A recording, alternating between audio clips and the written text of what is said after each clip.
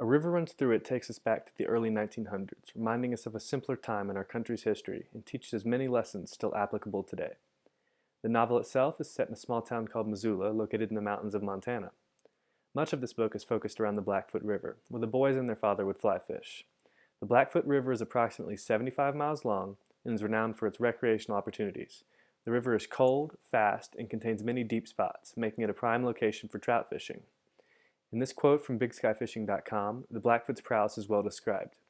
While the Blackfoot River is indeed popular and receives heavy use, actual fly fishing pressure is not as heavy as some other notable Montana rivers. Much of the use of the Blackfoot is for non-fishing uses.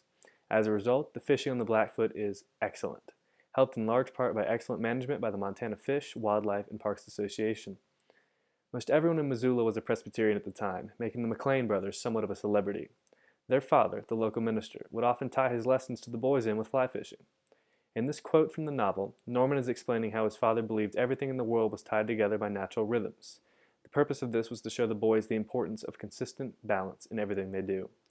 Quote, "As for my father, I never knew whether he believed God was a mathematician, but he certainly believed God could count, and that by picking up God's rhythms were we able to regain power and beauty." Throughout their lives, Paul and Norman would always seem to find themselves back at the old river they grew up on. Norman, the eldest, would go on to study at Dartmouth University and major in journalism, while Paul would stay in Montana, not necessarily Missoula, to study journalism and write for the state newspaper. Norman would go on to become a professor at the University of Chicago, where he ended up writing this book. This portion of the novel is where we transition from a heartfelt story about two brothers growing up in the beautiful Northwest to one of tragedy. Norman described his brother Paul as knowing he was tougher than anyone around. His toughness was not earned. It came from someplace deep inside of him. While Norman was away at college, Paul let his reckless side take hold. He became a heavy drinker, smoker, and gambler, and by the time Norman returned, Paul was so far in debt that he was not allowed to go to certain bars around town. During the summer of 1938, Norman received a phone call from the local sheriff, informing him that Paul had been, quote, beaten to death by the butt of a revolver and dumped in an alley.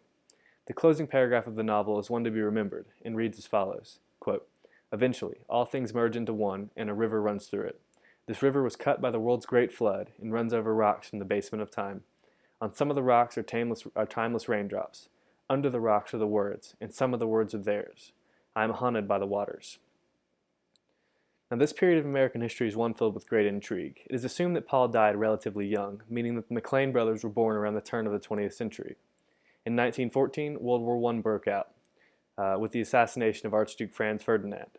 While Missoula was not necessarily a center of commerce, it was a major logging site, and therefore most of the men were able-bodied and willing to go to war. Now, this meant that both Norman and Paul, because they missed the draft, had to go into the forestry industry to support the small-town economy. By 1929, the Great Depression broke out. Perhaps by luck or, quote, the grace of God, as McLean said in his book, but Missoula avoided much of the trials of the Great Depression. There was no stock market or big business to keep the town economy afloat. Therefore, there was no stock market or big business to crash the town economy. While most of the country was hit hard, Missoula remained sort of constant, stuck in between the antiquated ways of old and the New Age boom that the rest of the country experienced. There's no denying this book is not well known, but I consider myself lucky to have been able to read it as a young boy. There is no real plot, no aha moment. Even the movie based on this book uses the dialogue from the book in order to give it a more realistic feel, a la The Great Gatsby.